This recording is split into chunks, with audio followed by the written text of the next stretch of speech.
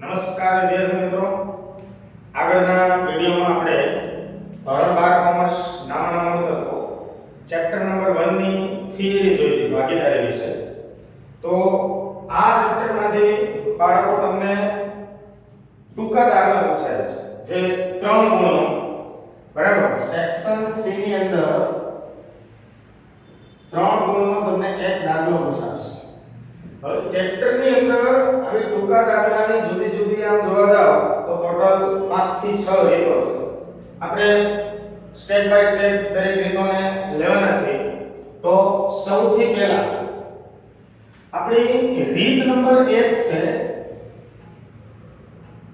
કે ઉપાડ પર વ્યાજ ગણવાનું કીધું હોય.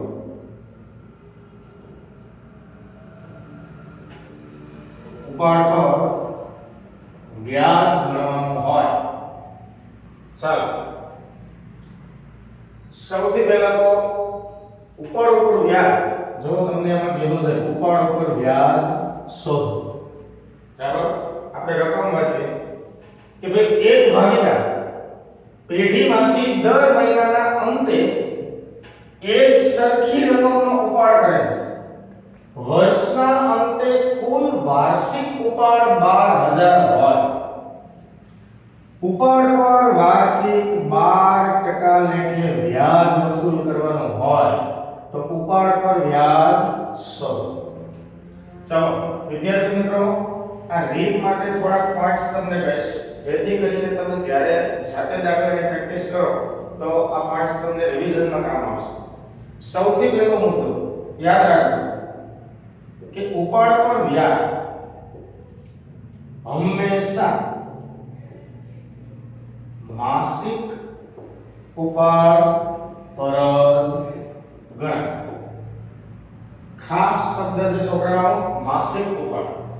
ચલો ઉપાડ ઉપર વ્યાજ જ્યારે પણ તમને ગણવાનું કીધું હોય તો તમારી પાસે માસિક ઉપાડ મતલબ કે એક મહિનામાં ભાગીદાર કેટલો ઉપાડ કરે છે તે હોવું જોઈએ, બરાબર. હવે દાખલાની અંદર આપણે જોઈએ, જો આપણને આપેલો છે કુલ વાર્ષિક ઉપાડ, તો આ વાર્ષિક ઉપાડ છે એટલે કે 12 મહિનાનો ઉપાડ. તો એની ઉપરથી તમે ઉપાડ ઉપર વ્યાજ શોધી શકવાના નથી. તમારી પાસે કયો ઉપાડ હોવો પડે? માસિક ઉપાડ, બરાબર. ચાલો એક બીજો મુદ્દો, તમને ઉપાડ પર વ્યાજ બે રીતે પૂછેલું હશે, બરાબર. અહીંયા જો આપણે રકમની અંદર જોઈએ તો આપણને કીધું છે એક ભાગીદાર દર મહિનાના અંતે, ક્યારે? દર મહિનાના અંતે. હવે આપણને એવું કહેવામાં આવ્યું છે કે તમારે દાખલામાંથી ગોતવાનું છે કે ભાગીદાર છે એ શરૂઆતમાં ઉપાડ કરે છે કે પછી ભાગીદાર છે એ દર મહિનાના અંતમાં ઉપાડ કરે છે, બરાબર. તમારે બે આંકડા યાદ રાખવાના છે. જો કોઈ ભાગીદાર દર મહિનાની શરૂઆતમાં ઉપાડ કરે તો તમારે યાદ રાખવાનું છે 78/12. કેટલા? 78/12. અને જો કોઈ ભાગીદાર મહિનાના અંતમાં ઉપાડ કરે તો તમારે યાદ રાખવાનું છે 66/12. બરાબર. ચાલો આ બે જ વસ્તુ તમારે ખાલી ધ્યાન રાખવાની છે. મુદ્દા નંબર 1 કે ઉપાડ ઉપર વ્યાજ હંમેશા કયા ઉપાડ પર ગણાય? તો કે માસિક ઉપાડ પર. અને ઉપાડ ખાસ જવાબ દાખલાની અંદર કીધેલું જ હશે તમને કે ભાગીદાર ઉપાડ ક્યારે કરે છે? દર મહિનાની શરૂઆતમાં કરે છે કે પછી દર મહિનાના અંતમાં કરે છે? જો ભાગીદાર શરૂઆતમાં ઉપાડ કરતો હોય તો આપણે આંકડો યાદ રાખશું 78/12. અને જો અંતમાં ઉપાડ કરતો હોય તો આપણે આંકડો યાદ રાખશું 66/12. બરાબર. ચાલો હવે ફરીથી આપણે એક વખત રકમ વાંચીએ કે ભાઈ અહીંયા જો ભાગીદાર પેઢીમાંથી દર મહિનાને અંતે એટલે આપણે લેશું 66/12 અને કુલ વાર્ષિક ઉપાડ 12000 રૂપિયાનો ઉપાડ કરે છે, બરાબર.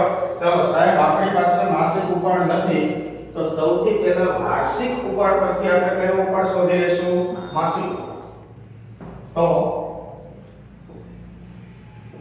માસિક ઉપાડ એકદમ સરળ કે ભાઈ આખા વર્ષનો કુલ ઉપાડ કેટલો?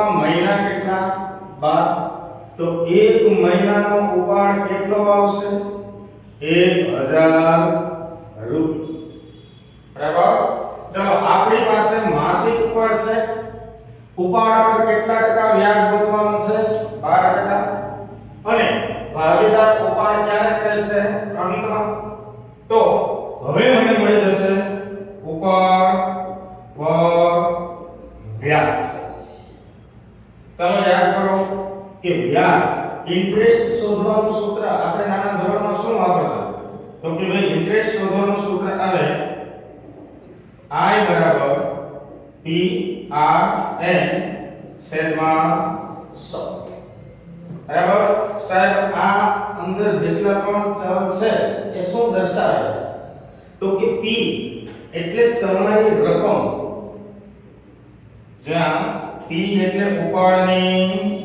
રકમ પણ કેવો ઉપાડ માસિક ઉપાડ R એટલે કે રેટ ઓફ ઇન્ટરેસ્ટ ઉપાડ પર વ્યાજનો દર ચલો n એટલે શું સમયગાળો n એટલે શું લેશું આપણે સમયગાળો હવે સમયગાળામાં આપણે શું કરશું તો એના માટે જ મેં તમને બે આંકડા કીધા હતા કે જો શરૂઆતમાં ઉપાડ કરે તો n બરાબર આપણે લેશું 78/12 જો અંતમાં ઉપાડ કરે તો આપણે લેશું 66/12 બરાબર ચાલો આ ત્રણની કિંમત આપણે આની અંદર મૂકીએ તો p બરાબર ભાઈ આપણા ભાગીદારના માસિક ઉપાડની રકમ કેટલી છે 1000 ત્યારબાદ આ ઉપાડ ઉપર વ્યાજનો દર આપણને કેટલા ટકા વ્યાજ પૂછેલું છે 12% એટલે 12/100 અને n એટલે કે સમયગાળો ચાલો ભાગીદાર ક્યારે ઉપાડ કરે છે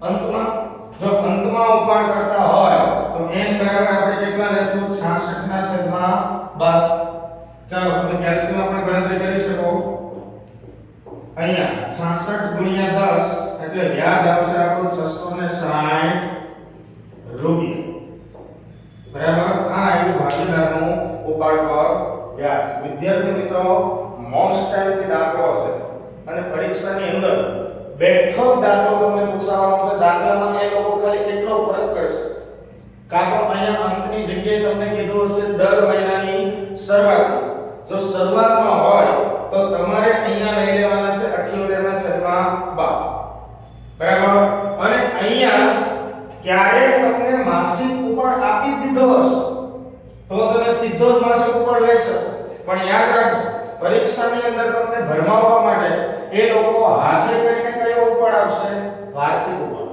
તો આપણે યાદ રાખવાનું છે કે ભાઈ સાહેબે કીધું છે કે ભાઈ ઉપાડ ઉપર વ્યાજ હંમેશા કયા ઉપાડ પર ગણાય માસિક જો એ લોકો વાર્ષિક ઉપાડ આપણને રકમમાં આપે તો પેલા વાર્ષિક પરથી કયો ઉપાડ મેળવી લેશું આપણે માસિક બરાબર નેક્સ્ટ વિડિયોમાં આપણે આગળના દાખલા જોશું